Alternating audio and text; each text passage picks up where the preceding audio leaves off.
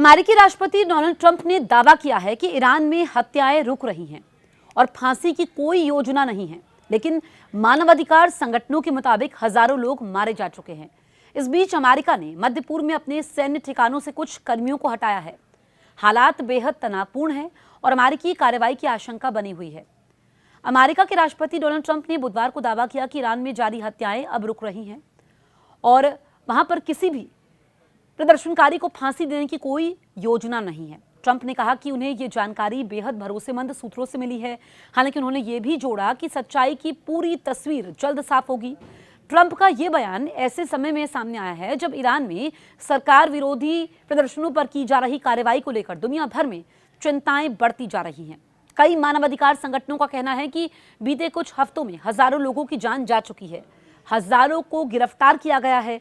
पश्चिमी देशों ने ईरान को चेतावनी दी है कि अगर प्रदर्शनकारियों को फांसी दी गई तो इसके गंभीर नतीजे होंगे। ये चेतावनी तब आई है जब खबर मिली है कि अमेरिका ने मध्य पूर्व में मौजूद अपने कुछ सैन्य ठिकानों से कर्मियों को हटाना शुरू कर दिया है। अमेरिकी अधिकारियों का कहना है कि यह कदम सिर्फ एहतियात के तौर पर उठाया गया है।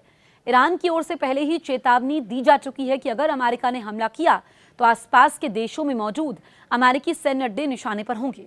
रॉयटर्स के मुताबिक यूरोप के 2 वरिष्ठ अधिकारियों का मानना है कि अमेरिका अगले 24 घंटों में ईरान के खिलाफ सैन्य कार्रवाई कर सकता है।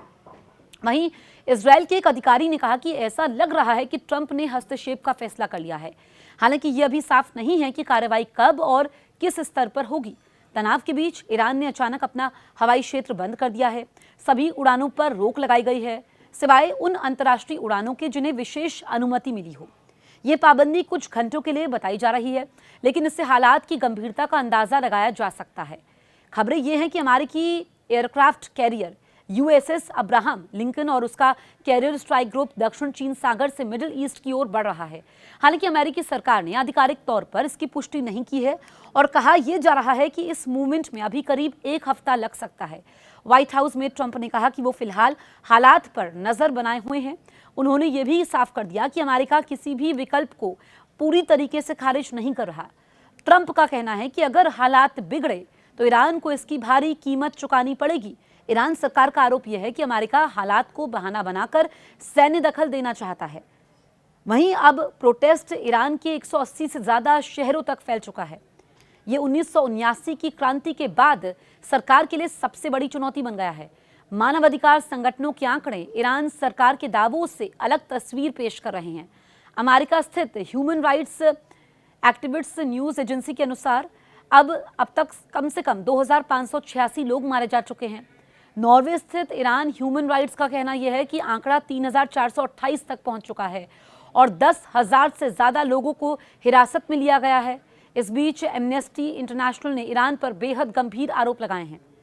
संगठन का कहना यह है कि सुरक्षा बलों ने सड़कों और इमारतों की छतों से निहत्थे प्रदर्शनकारियों पर गोलियां चलाई।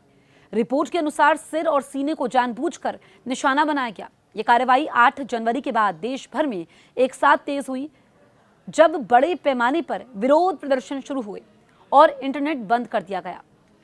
तो आप देखिए कि किस तरह के हालात बने हुए हैं। हालांकि जब 2 मुल्कों में इस तरीके से तनाव होता है तो इसका असर पूरी दुनिया पर पड़ता है और दुनिया 2 हिस्सों में बढ़ जाती है। ये जो तनाव रहता है ये 2 मुल्कों तक सीमित नहीं रहता है।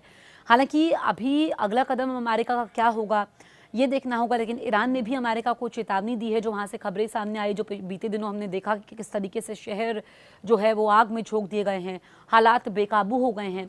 अब हमें इंतज़ार करना होगा अमेरिकी कार्रवाई का और हालांकि सच्चाई पता लगाने की कोशिश भी ज़रूर हो रही है कि अमेरिका का अगला कदम क्या रहने वाला है।